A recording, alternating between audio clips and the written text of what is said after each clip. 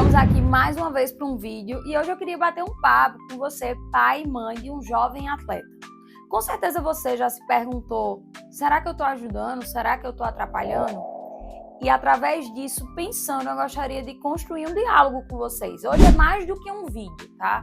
Hoje é um diálogo, um bate-papo, onde eu vou poder conversar com você, pai e mãe, a melhor forma de ajudar o seu jovem atleta. Mas antes, curte, compartilha e ativa os sininhos da notificação. Vamos lá? Muitos pais, eles trazem esse questionamento se eles estão ajudando ou se eles estão atrapalhando. Alguns acham que estão ajudando e estão atrapalhando. E já outros acham que estão atrapalhando e, na verdade, estão ajudando. Eu entendo que é um processo complexo e você deve achar complexo, né? Porque, assim, é uma mistura de amor. Eu amo muito meu filho e, ao mesmo tempo, eu quero que meu filho seja um bom atleta, um bom aluno. Sim, porque a gente está numa geração de pais que quer filhos excelentes. Eu recebo pacientes aqui diariamente e o paciente tem, às vezes, 10 anos e está no curso de português, no curso de inglês, no curso de matemática, na escola, no futsal, no futebol de campo, ou no handebol.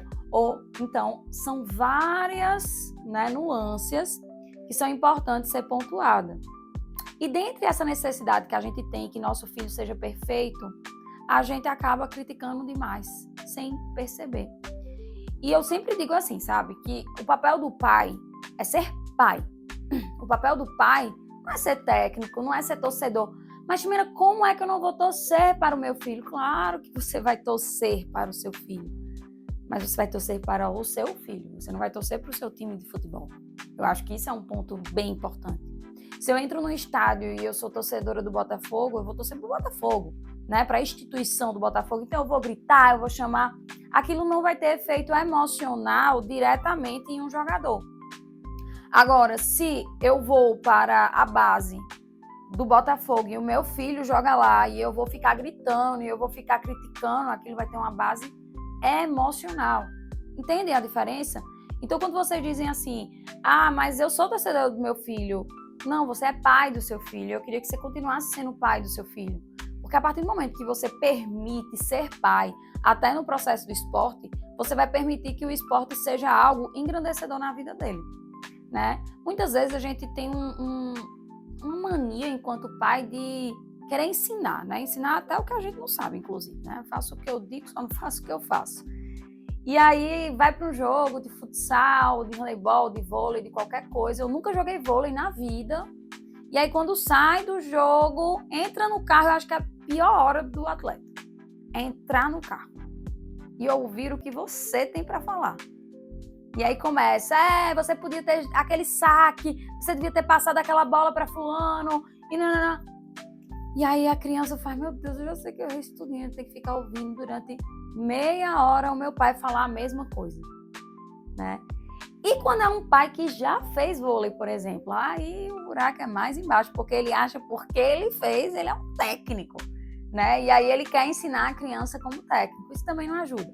Mas tudo bem, eu vou agora trazer algumas dicas para vocês de como auxiliar os seus filhos, tá? Para que seja uma educação onde você possa tornar o seu filho, dentro do esporte, uma pessoa que gosta de estar ali. E quem sabe se tornar um atleta profissional, se assim for o desejo do seu filho. Isso é um ponto importante, tá? Para que o atleta seja profissional, o primeiro desejo precisa partir dele e não seu. Muitas vezes a gente tem pais frustrados que queriam ter sido atletas e não foram e joga essa expectativa nos filhos. Isso também é um caminho que não vai dar bom. Sempre a vontade tem que partir da criança. Combinado? Então vamos agora para entender como é que vocês podem ajudar ainda mais os filhos de vocês, porque eu sei que tudo que vocês querem é ajudar os pequenos e as pequenas, porque vocês são pais e são apaixonados por essas crianças, Então vamos lá. Presença afetiva e não crítica. Se você só vai no jogo quando ele tem uma boa performance, ou você só elogia quando a performance é perfeita, ele vai associar amor a desempenho. Então, estar lá, independente do resultado, é fundamental. E o que é dito, independente do resultado, também é fundamental. Então, por exemplo, se você comenta só o que faltou, a criança ela vai sempre se sentir insuficiente. Aí você deve estar se perguntando aí, mas Ximena, então eu vou fazer o quê? Eu não posso falar o erro do meu filho? Não, gente, eu não estou falando que você não pode falar o erro do seu filho. Mas eu estou dizendo que o erro não pode ser o foco principal, certo? Então, por exemplo, você foi para um jogo e tá tudo bem naquele jogo, ele não jogou bem. Pergunta o que ele achou do jogo. A criança ela vai ter discernimento de entender. E aí, através dela, vai dizer, eu não gostei, não acho que eu não joguei bem. Tá, o que é que você não jogou bem? Onde foi que você pode melhorar? Dá à criança a capacidade de se autoavaliar e se autoanalisar. E aí você pode dizer, filho, se você percebeu isso, então trabalhe nisso para que você possa melhorar, que eu sei que você é capaz de melhorar. Entendeu? Você consegue fazer uma crítica sem necessariamente dizer, você tem que melhorar o seu seu passe está muito ruim, você não está conseguindo chegar no menino. Desse jeito você não vai conseguir fazer gol. Né? Mas também, nós é uma geração Nutella, que a pessoa tem que ter jeito de falar. Não, minha gente, se a gente é adulto aqui, a gente é traumatizado, é porque os pais da gente não soube falar. E não adianta vir com essa conversinha de dizer, no meu tempo era umas tapas que resolvia e eu não tô aqui hoje. Tá aqui hoje um monte de adulto cheio de trauma. Não venha, não. Um monte de adulto querendo compensar no filho os traumas que viveu.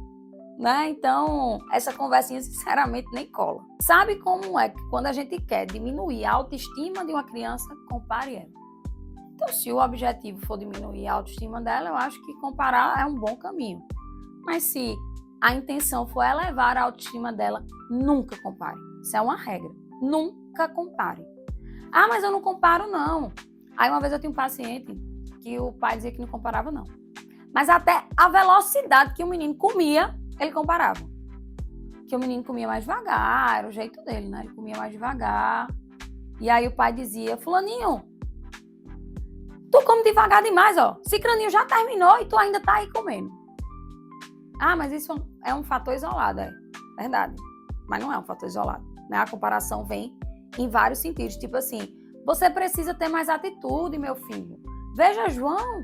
João tem atitude, João é aguerrido, ele vai pra cima e tu fica esperando a bola chegar.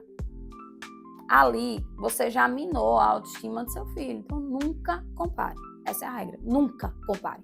Fale sobre ele, mas nunca sobre ele comparado a terceiros. Não viva o esporte através do seu filho. Como eu falei anteriormente, tem muitos pais frustrados que não conseguiram chegar onde almejava ou ser atleta e acaba jogando no filho essa responsabilidade. E o que eu sempre peço é não faça isso, porque você acaba tirando o protagonismo do seu filho, né? Então, o esporte que seu filho escolher precisa ser porque ele quer, né? Precisa primeiramente ser educativo. As suas frustrações são suas. E se talvez você não estiver conseguindo lidar com isso ou não aceitar, talvez seja hora de buscar uma terapia, para que você possa trabalhar e deixar o seu filho viver a história dele, e não aquela história da qual você queria ter vivido e não conseguiu. Apoie, mas não interfira na conduta do técnico. Técnico é técnico, pai é pai. Quando eu falo não interfira na conduta do técnico, eu estou falando na questão de treino, na questão de estratégia de jogo, na questão de orientação, tá? Quando você chega em casa e diz o inverso do que o técnico está falando, você está desautorizando a figura do técnico dentro do ambiente esportivo. E essa figura no ambiente esportivo, ela é fundamental. Então, apoie o técnico. Mesmo que você não concorde com algumas coisas do técnico, você pode chamar o técnico para conversar entre adulto e adulto. Mas nunca passe isso para a criança. Se você sente que aquele técnico não consegue trazer o que sua criança precisa, mude de técnico se assim for necessário. Mas não desautorize o técnico. Quando o técnico diz para a criança passar uma bola, o pai grita para a criança fazer outra coisa e no fim das contas a criança não faz nada, porque ela não sabe a quem seguir.